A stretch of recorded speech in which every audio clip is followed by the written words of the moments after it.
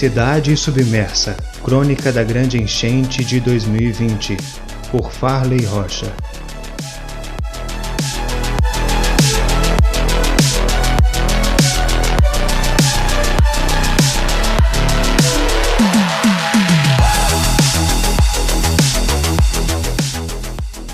Este capítulo é um oferecimento de Sacolão Supermercados.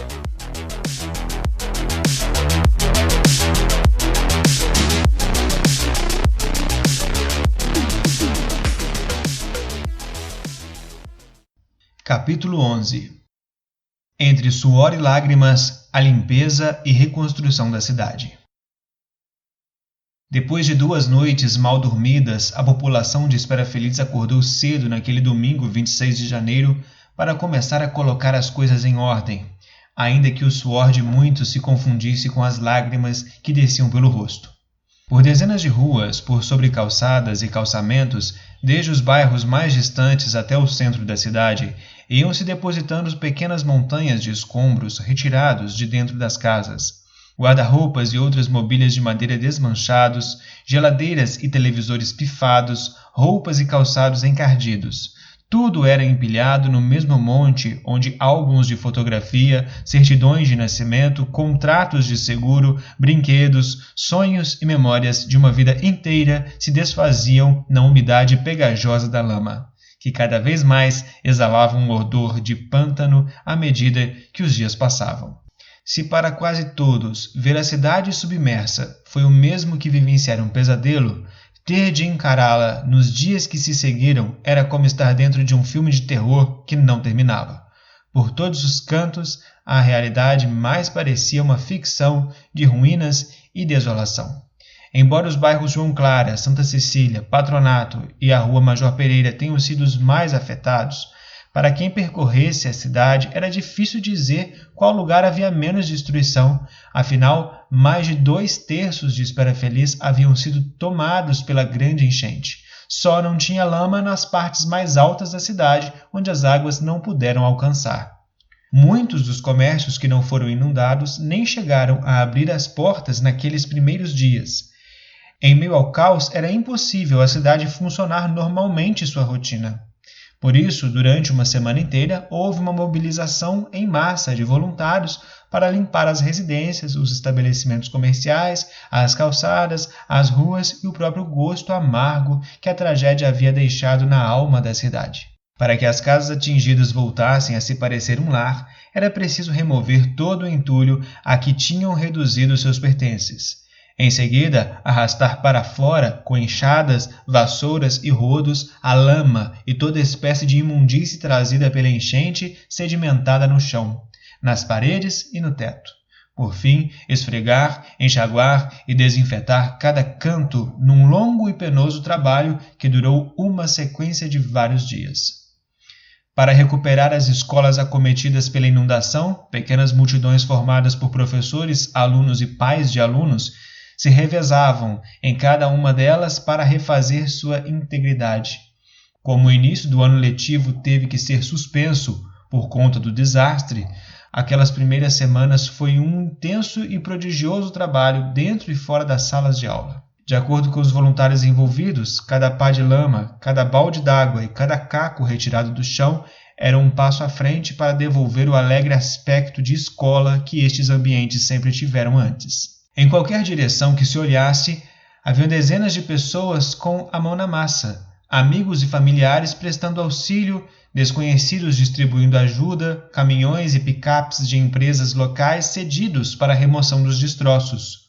O músico Leone Maia e o trabalhador da construção civil Cláudio Maia, 2 primos residentes no povoado de São Sebastião da Barra, disseram que durante aquela semana vieram por dias seguidos à cidade para se juntar aos mutirões de limpeza. Segundo relataram, eles ajudaram em diversas casas dos bairros João Clara, Santa Cecília, Rua Major Pereira e numa madeireira próxima ao, como é popularmente conhecido, burródromo, que ficou abaixo de 3 metros em pleno curso da enchente na curva da beira-rio. Os 2 voluntários contam que uma das casas que viram em pior estado foi uma localizada na rua Jurema Ventura Marinho, na viela apelidada de Beco da Pereira. Como a proprietária não estava na cidade no final de semana da catástrofe, a casa só foi aberta na quarta-feira, 4 dias após a enchente. Além da lama retornada pelo sistema de esgoto, que se estendia do chão do banheiro a todos os 5 cômodos da residência na forma de uma nata fétida e lodosa, tudo o que estava dentro da geladeira, que tombou, foi derramado no meio da cozinha, causando um mau cheiro por todo o recinto devido às carnes, cebolas e laticínios apodrecendo pelos cantos. Só ali, Leone e Cláudio gastaram 3 dias de trabalho.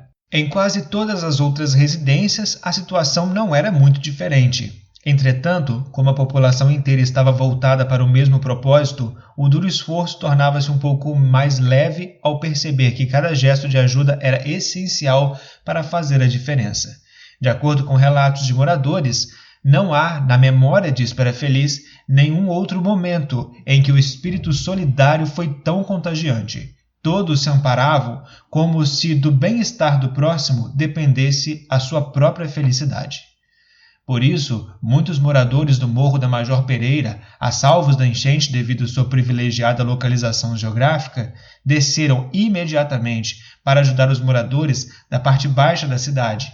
E durante este período de angústia não havia nenhuma distinção de classe, prestígio ou endereço entre pessoas, doutores ou peões, ricos ou pobres, do centro ou dos bairros, todos tinham uma única cor no meio da lama, marrom. Partilhando do mesmo drama, todos tinham uma só identidade: Espera Felicenses. A essencial força de trabalho das comunidades rurais. O secretário municipal de Obras e Infraestrutura Edson Francisco Simeão comandou uma força-tarefa para a limpeza da cidade que, entre funcionários públicos e voluntários, reuniu centenas de pessoas.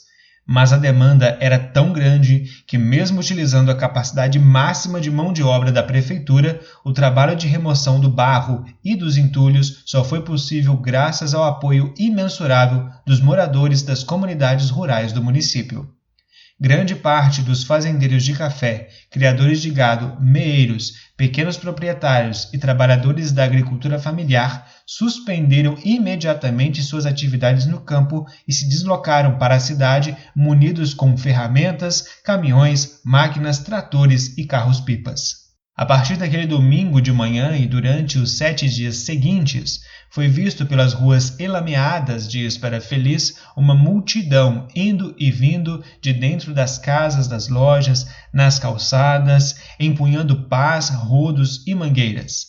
Das 7 horas da manhã às 8 da noite havia um incessante tráfego de pessoas e veículos removendo sujeira. Se vista de cima, a cidade pareceria imitar o mecanismo de um formigueiro, pois, com solidariedade, união e principalmente organização, todos desempenharam um verdadeiro trabalho de formiguinhas, cujo objetivo era reerguer a própria comunidade. O secretário municipal de Meio Ambiente e Defesa Civil, Wagner Vilaverde, que atuou em várias frentes desde os primeiros impactos da grande enchente, estima que durante esses dias, mais de 1.000 pessoas, entre profissionais da prefeitura, da zona rural e voluntários, tenham participado do processo de limpeza das ruas do centro e dos bairros. Outros municípios vizinhos também participaram deste mutirão, como a Prefeitura Municipal de Caiana, que enviou mão de obra, máquinas e o próprio prefeito para ajudar nos trabalhos. O DENLURB de Muriaé, por intermédio do promotor da comarca de Espera Feliz, Dr. Vinícius Bigonha Cancela Moraes de Melo, permaneceu em Espera Feliz por vários dias, auxiliando na remoção da sujeira. Para isso, foi preciso que se organizasse uma eficiente logística para realizar aquela complexa tarefa. A prioridade foi retirar os entulhos das vias principais do centro para que o trânsito ficasse desimpedido e possibilitasse a circulação dos caminhões e tratores. Simultaneamente, outras frentes de trabalho adentravam com homens e máquinas nos bairros para liberarem passagem aos moradores. Assim, ao final de 3 semanas, não fossem as diversas pontes quebradas, as dezenas de casas demolidas, As margens do rio escavadas e as marcas do nível da água nas paredes, era difícil dizer que uma enchente de extraordinárias proporções havia submergido recentemente a cidade. De acordo com o prefeito municipal João Carlos Cabral de Almeida, o trabalho de limpeza fina ainda perdurou por mais algum tempo. Conforme os moradores iam finalizando a reorganização de suas residências, as máquinas da prefeitura iam recolhendo os dejetos acumulados nas ruas e vielas dos bairros. Para os que a viram naquele final de tarde de sábado de 24 de janeiro, o processo de recuperação da área urbana, embora física e emocionalmente árduo, foi relativamente rápido, com exceção daqueles que perderam tudo, que precisaram de um maior tempo para recomporem seu próprio estado de espírito.